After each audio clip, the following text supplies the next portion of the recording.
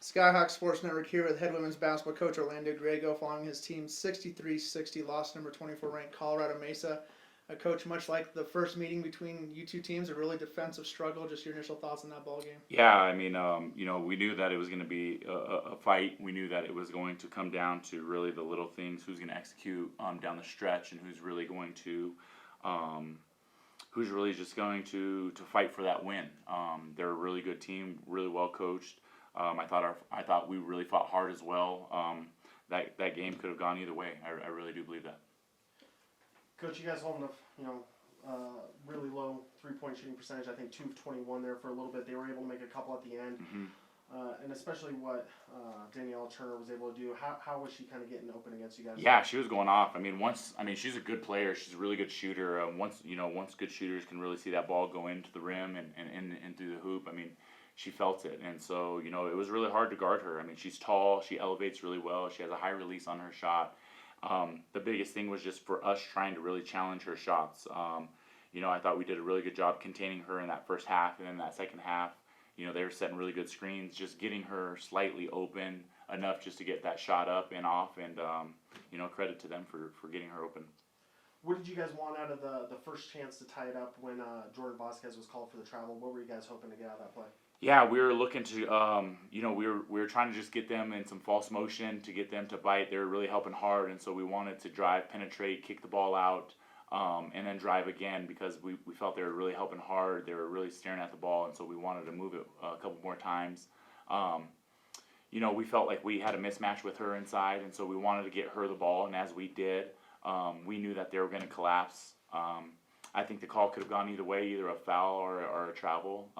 But that we can't put the game in the referee's hands. We got to do better.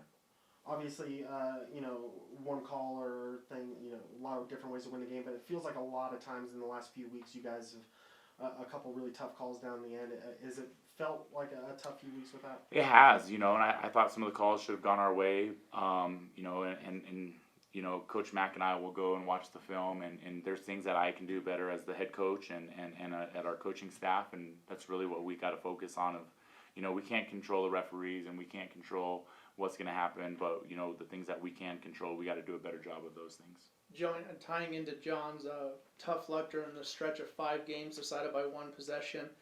Really good job on Kelsey Siemens tonight, just 5 of 17 shooting, but she hits her final 2 threes, including the go-ahead, just because she got loose on a screen.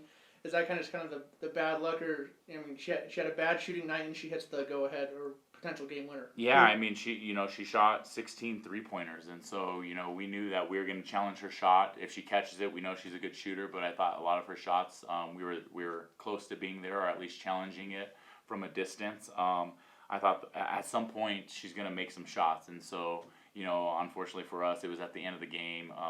She hit 2 really big shots on us, and we fell asleep a little bit, I thought, in our defensive concepts as far as she was up top, she went down low, and then they rescreened for her to come back up, and she was open twice, and she hit those shots, big shots. Coach, how unique is it when their point guard Sydney Brandon is setting all those screens to kind of get Siemens open, and having a point guard setting the screens in the forward, coming off them for the outside shots? Yeah, it's tough because you don't necessarily want to switch it, because then they're gonna pull the ball back out, or then they're going to run a play for Sydney to get it downhill with the post guarding her, or if Siemens catches it, she'll reverse it and then go down to the block and have a smaller guard, and so it's actually a tough. That's hard to guard for us, especially if it's an on-ball screen.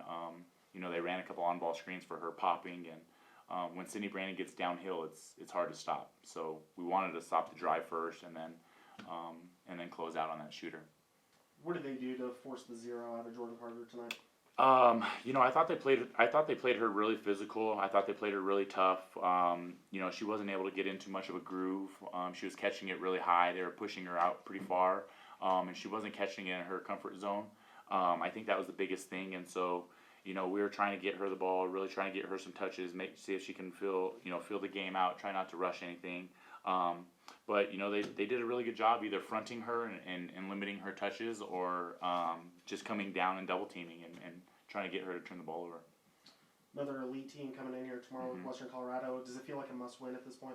It does, and our girls. I mean, I feel horrible for our girls. You know, we're fighting really hard. We're losing these games by 2 points or 3 points, and it's just, you know, those are the hardest losses. And for our girls to continue to rebound and come back and fight, and you know, it's hard. It's hard to, you know, I feel horrible for them, and so you know we have another tough game tomorrow. You know, I know that they're tied for second place right now in our conference, and so it doesn't get any easier. They're playing for something as well. We're playing for something, so every game here on forward is going to be tough. There's a realistic chance you guys could end up the 8 seed and go up to Colorado Mesa's building as the 1 seed and see them again after 2 3-point games with them this year. Would you guys look forward to that opportunity? Yeah, I mean, the biggest thing for us is, you know, these girls have worked extremely hard, and so we're trying to really get them into the tournament. They're trying to get in the tournament as well, and so, you know, we just got to push. We got to win. We got to win some games. You know, these next 2 games are very critical. But yeah, I mean, it doesn't matter who we play against. I know if we play against the number 1 team, if we play against 2, 3, or 4, we can compete and we can battle with anybody. We know that. Coach, I know that Vasquez was fantastic again. I think this was her 4th career double-double, 17 points, 11 boards. And the number that stands out to me is 7 for 7 from the free throw line after her struggles from the charity stripe to begin the season. Just how nice has it been to see the growth from her from the beginning of this freshman season to, you know, she's almost a sophomore now. It's been great. I mean, the consistency of her working extremely hard is definitely a credit to that. She continues to get better. She wants to learn. She wants to just get into the gym. She's very physical, and I think that's very hard for people to stop. And she's only going to continue to grow.